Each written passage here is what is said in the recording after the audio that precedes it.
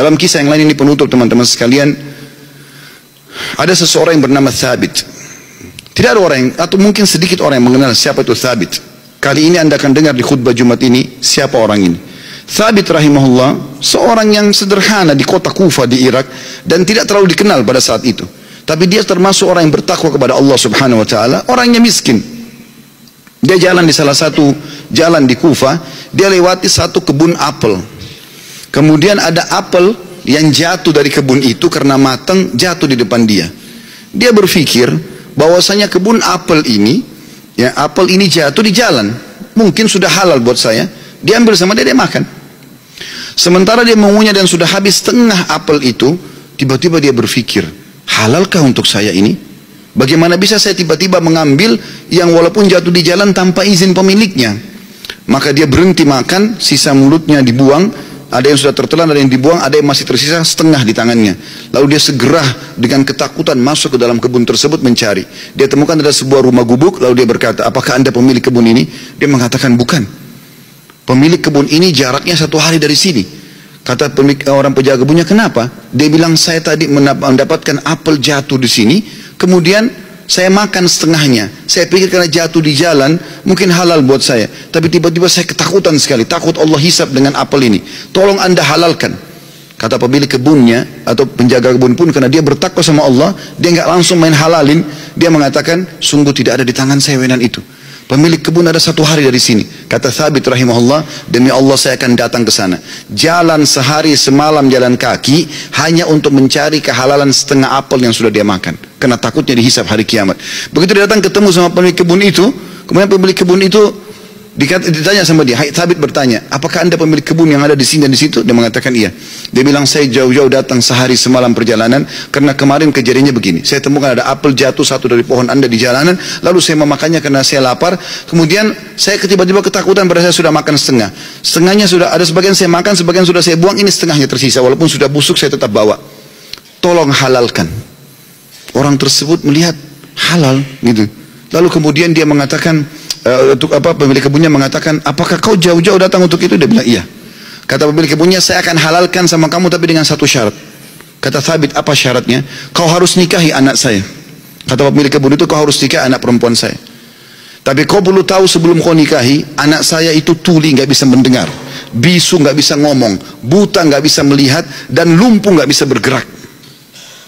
Kata Thabit rahimahullah, dalam kisah ini saya pun berpikir pada saat itu, kalau memang untuk menghalalkan setengah apel yang saya makan dan saya lepas hisab hari kiamat dengan cara menikahi wanita yang buta, tuli, ya, bisu, juga lumpuh ini, maka saya akan melakukannya.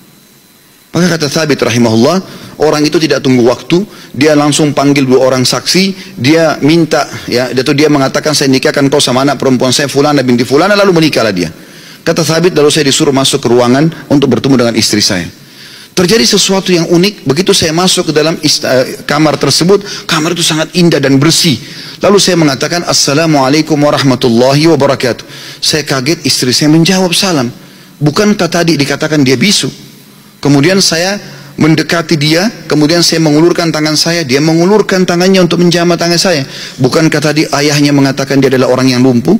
Kemudian pada saat saya salam, dia menjawab, berarti dia mendengarnya, berarti dia bukan tuli. Lalu saya mengatakan, tadi waktu saya ditawarkan nikah sama ayahmu, dikatakan kau itu buta, kau itu tuli, kau itu bisu, kau itu lumpuh, tapi kau bisa jawab dan dengar salam saya, kau jamah tangan saya. Bagaimana penjelasannya? Kata perempuan tersebut, benar perkataan ayah saya. Mata saya memang buta karena selama ini saya belum pernah melihat sesuatu yang haram. Saya buta dari yang haram. Telinga saya tuli dari sesuatu yang haram, karena sampai detik ini belum pernah telinga saya dengar yang haram. Lisan saya bisu dari sesuatu yang haram, karena tidak pernah saya ucapkan kecuali yang halal atau yang boleh saja. Dan tubuh saya tidak pernah tersentuh kecuali yang halal. Dan ayahku memilihmu sebagai suamiku karena kau telah takut kepada Allah dan meninggalkan yang haram. Apa yang terjadi teman-teman? Kata Thabit, saya pada saat membuka tirai penutup wajah perempuan tersebut, saya temukan perempuan itu orang yang paling cantik, orang yang paling salihah, bahkan menghafal kitabullah. Dan subhanallah, dari keberkahan pernikahan yang meninggalkan yang haram itu, lahir seorang ulama muslimin, Abu Hanifah rahimahullah. Salah satu ulama dari 4 madhab yang hampir seluruh Eropa, Turki, bahkan India dan Pakistan menggunakan madhabnya. Lahir dari seorang Thabit, masyarakat biasa yang meninggalkan sepotong apel yang haram. Semua nabi itu jumlahnya 124 ribu. Di antaranya ada 313 rasul. 124 ribu nabi, di antaranya 313 rasul. Apa bedanya nabi sama rasul? Nabi itu seseorang yang Allah utus hanya menyampaikan kepada kaumnya apa yang disampaikan oleh nabi dan rasul sebelumnya. Tidak bawa syariat baru. Seperti Yusuf alaihissalam. Yusuf itu bukan rasul. Beliau datang hanya menyampaikan kaumnya apa yang disampaikan oleh ayahnya Yakub. Tidak ada syariat baru. Ingat ya yang diajarin ayah saya Yakub ya. Syariatnya begini, syariatnya begini, syariatnya begini. Ini halalnya, ini haramnya. Kalau rasul, seseorang yang Allah utus membawa syariat baru, menghapus syariat sebelumnya. Musa misalnya alaihissalam, rasul. Isa, rasul. Muhammad, rasul alaihissalam. Cuma bedanya, nabi-nabi dan rasul sebelum Nabi Muhammad SAW itu diutus khusus untuk kaumnya saja. Beda dengan Nabi Muhammad SAW karena diutus untuk seluruh alam semesta. Jadi sebelum Nabi Muhammad SAW, teman-teman sekalian, para nabi dan rasul bisa hidup sezaman tapi beda lokasi. Dan setiap kaum di lokasi tertentu yang sudah ada nabinya, udah cukup imani itu saja. Maksudnya jalankan syariat itu. Contoh misal, Nabi Musa alaihissalam itu sezaman dengan Nabi Shu'aib.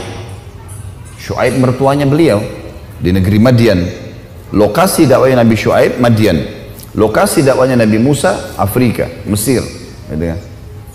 Masing-masing di lokasi dakwahnya. Nabi Musa sezaman juga, di zaman yang sama ada Nabi Khidir di wilayah Asianya Turki. Orang-orang di wilayah Turki ini cukup imani Nabi Khidir. Maksudnya menjalankan syariat Nabi Khidir. Yang di Afrika syariat Nabi Musa, yang di Madian syariat Nabi Shu'aib.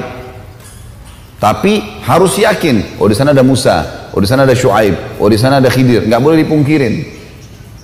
Harus diakui semua. Nabi Isa sezaman dengan sepupunya sendiri, Nabi Yahya.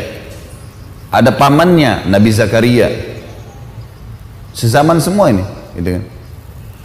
Nabi Ayub, Nabi Yunus. Nabi-nabi ini banyak yang sezaman. Tapi lokasi dakwanya berbeda-beda. Karena memang sebelum Nabi Muhammad SAW itu semua di lokasi masing-masing. Tapi tidak perlu misalnya orang Bali datang ke Jakarta. Udah di sana ada nabi, sini ada nabi. Ini contoh saja. Jadi lokasi dakwanya masing-masing. Tapi harus yakin, oh nabi yang di sana benar. Karena nabi kita nyampein, gitu.